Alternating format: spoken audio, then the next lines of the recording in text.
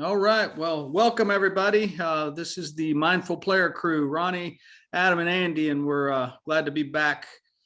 Today, we're going to talk about end-game stress and some of the reasons and hopefully some of the ways that you can cope with it. So I think it's a great topic. I've been dealing a lot with it over the last 2 weeks because majority of the kids that I work with, they're about to start their season. So usually when they start the scrimmages, things start getting a little faster and, they care a little bit more. So I think it's important for us to help these young athletes start understanding, why they stress. Adam, Andy, you guys, in your experiences in your line of work, what are some stressors and what were some stressors that you guys would always deal with or see pupils that you work with now deal with? Well, I think what you just said about having some kind of like the game is on the line now a little bit, like it's starting to ramp up. I know they got something to play for. I think that always like that sense of urgency to go, like the lights are on. It's, you can be a great 5 o'clock hitter, but when it's 7 o'clock and the game's on the line and there's fans, I mean, at the higher levels, there's fans or there's parents in the stands and there's something to play for. It's pretty stressful. No Yeah. doubt. And, I think like getting into that, right, is yes, there are these other like stimuli, right? There's these other things that are going on within the game. But I think like the best ball players are those that can control it, right? So it's like, it's just another day in practice, even though it's a game, right? So being consistent has a lot to do with how you're thinking and thinking about being in the present moment. It's so valuable in those moments. Yeah, For sure. great point. I've got an example. I had a kid, one of my better hitters that I work with. He's a Stephen F. Austin commit, but he was playing in a lot of these big tournaments, and so he's gone all fall, all winter working. And then they had their first scrimmage last week, and I said, "How'd it go?" He goes, "You know what? My timing's off." And I'm like, "Well, what do you mean your timing's off?" He goes, I got jammed." And I said, "Well, how many at bats did you have?" He goes, "I had 7." I said, "Okay, so walk me through them." He goes, "My first six at bats, I walked. I didn't get anything to hit. But my last at bat," he goes, "it was right down the middle and I jammed myself." And I said, so leading up to those, to that last at bat, your walks, you wanted to hit, right? I said, "So what was the count?" He goes, "It was 2-0. I said, "So think about what happened." He said, "No, now that you say that, you're right." He goes, "I just wanted to get a hit so bad that I just swung out of my shoes and I got jammed." So I said, "Let's go back to your timing. Why is your timing off?" And he goes, "Well, just because I got jammed." I said, "All winter, you don't ever think about your timing. Last summer, last fall, you didn't think about your timing. You were seeing it and hitting it. Now all of a sudden, because it means something, all this pressure and all this stress that you're putting on yourself, now it's like, I've got to be perfect." So it was amazing. After we talked about it, he goes, "You know what? It makes total sense." So I'm throwing 2 for 10 minutes. And I said, "How's your time?" And he goes, "Oh, I didn't even think about it. I was just hitting." So, just kind of a subtle reminder. So Yeah, well, that reminds me of what I did with actually one of my favorite hitting coaches back in Redbone, Leon Roberts. He had us walk the plank in the batting cage in Sarasota. It was like, I don't know, it might have been my second year in the minor leagues, but he laid out a wooden plank and had about 50 hitters walk it in the cage. We're like, "What are we doing?" He's like, "You guys can do that, right? Like, it's pretty simple to walk the plank right here. But what happens if I put this 50,000 feet up in the air? Would you still have the same confidence and be sure of yourself at 50,000 feet in the air?" And all of us are like, "No way." It's like, "Well, you just did it just perfectly fine." But that's exactly what happens. Like, there's so much other stuff that convolutes what is happening just in the present moment. And you make it so hard on yourself, and there's just a lot of stress that you self-inflict, basically. no doubt. That's funny. I think naturally too, like you will naturally put that stress on, like people do it naturally, right? Like, so if the plank's really high, right, you have all this other thoughts that are going through your head, right? Like, if I fall, I'll die, right? But the reality is that's what creates the stress, right? It's the thinking of the future, thinking of the past, right? You're thinking, I might fall, or I've fallen before, and because of that, now I feel fear. But if you're able to focus on the process, like we've talked about numerous times, right? Stay on track, then the fear, there's no fear. Fear won't be there because staying on track and seeing the ball is not scary, right? That's great. One thing that was interesting, perfectionism. I think a lot of baseball, softball players fall into that category because they feel like they have to be perfect to be successful. I think this is one that I talk with kids a lot about, and usually it holds true. It's critical game situations. Okay, so what's the difference between leading off an inning and hitting with runners in scoring position in the seventh inning? With a tie ball game, less than 2 outs. It's like, okay, yeah. Usually it's your thought process, and Andy, exactly what you're talking about. It's not staying in the moment. That's when they struggle with it. I had a few kids say 2-strike approach is a stressor for me. So getting them to understand that. Expectations from themselves and expectations from others. This was interesting for you too, Adam, is playing in adverse conditions. And I think that can be kind of one of those stressors that we don't think about that much, but absolutely. Opponents, team dynamic, team chemistry, lack of playing time. And a couple that I wrote down, I think are huge, is fear of failure and sometimes fear of injury or coming back from an injury. That type of stress can affect kids as well. So what are y'all's thoughts? I mean, personally, going back, you got me thinking about the 2-strike, all these different fears that these players have. But it reminds me of my buddy Tom Fabrizio at Western Michigan. Taught me what my mentality should be for a 2-strike approach, because that is stress. That's tough to hit with 2 strikes. But he would always tell me that you as a hitter are at the advantage until you get to 2 strikes. Now you're even with the pitcher, right? And because I had something prepared in my mind like that, I was ready when the time came and I had to hit with 2 strikes. I had something to tell myself, to calm myself, to alleviate that stress a little bit. Because I think that's a huge part of it, is just being prepared and having something that you repeat in your mind that can combat that stress or that fear that you have. And Tom Fabrizio was awesome to help me with my 2-strike approach. Yeah, no doubt. Yeah. I think too, like adding on to that, Adam, like,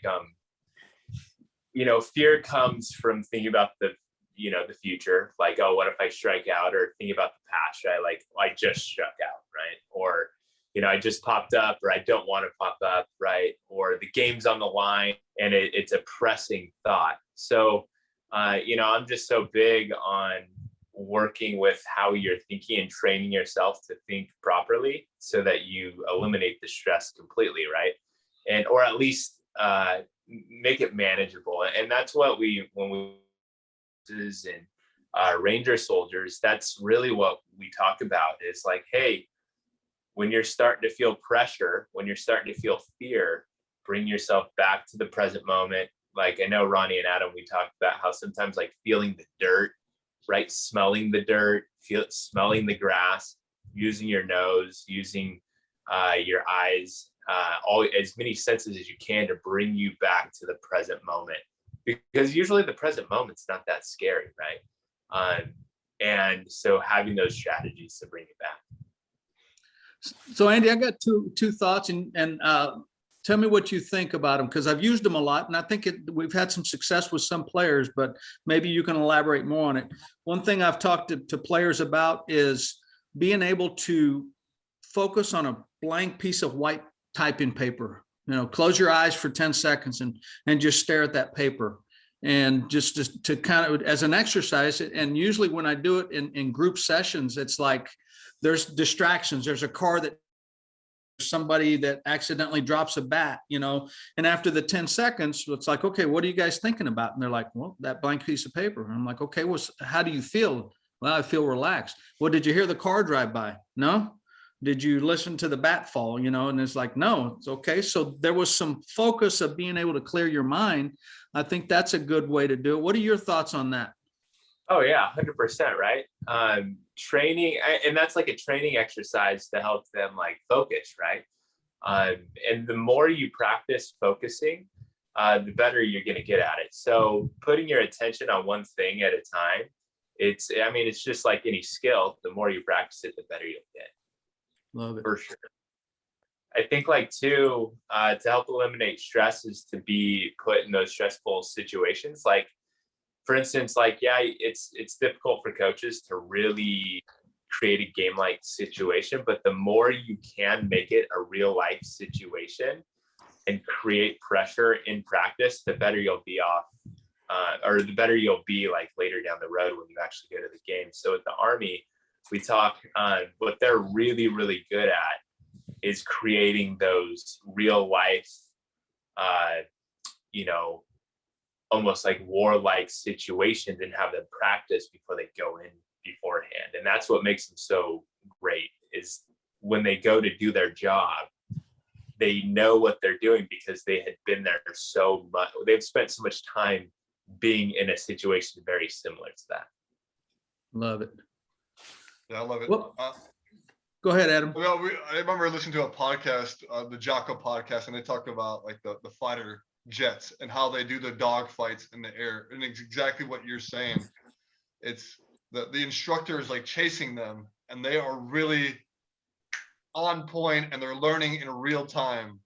Like this is real game situation. And that's why I love, like, whenever I would practice hitting, I would always envision, even if I'm hitting off a tee, I would envision the pitcher out there.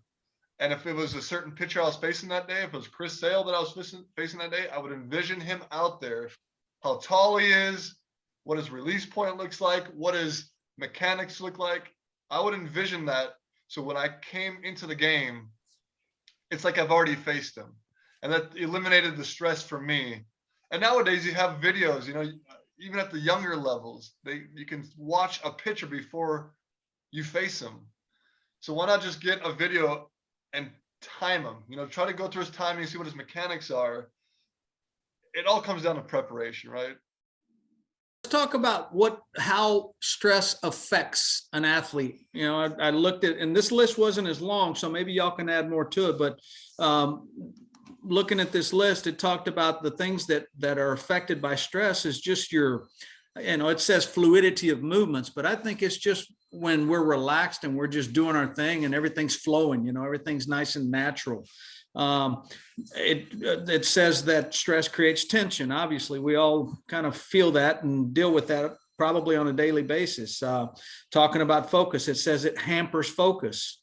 It looks like it affects our reaction time and our decision-making process. Any other thoughts that you guys experienced either by yourself or with your pupils? Andy, you can go ahead. Okay, yeah, stress.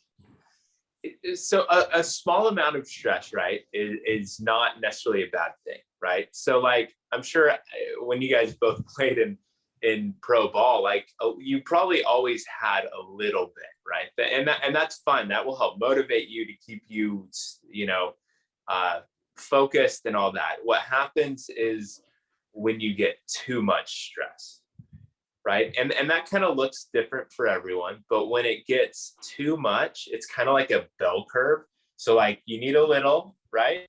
And then when you have too much energy or too much stress creates too much energy in you, that's when you like aren't going to perform nearly as well. So I guess I don't think it's bad to experience a little bit, but you don't want to experience a lot. And that's the problem that I think a lot of kids have, is when they start really thinking about, I have to get a hit, right? That creates pressure, right? Versus I'm going to see the ball as best that I can, right? Those are two very different things. And one's going to be like, okay, I've been here before. I know what to do, right? Love it. Yeah, it kind of, when you say it's okay to have a little bit of stress, you know, like, but don't have too much stress, it reminds me of a saying that Jerry Hairston Jr. told me when I was in Cincinnati. He said, "Rosie, are you nervous?" And I said, "Yeah, I'm nervous. I mean, I'm a rookie still." He's like, "It's okay to be nervous. Just don't panic." And that reminds me, like, and you get that sense. There's been times where I've been on the field and I've passed that feel of being nervous and I am panicked because I'm 0 for 3 with 3 Ks, and now I'm in the field, and I know my turn's coming up.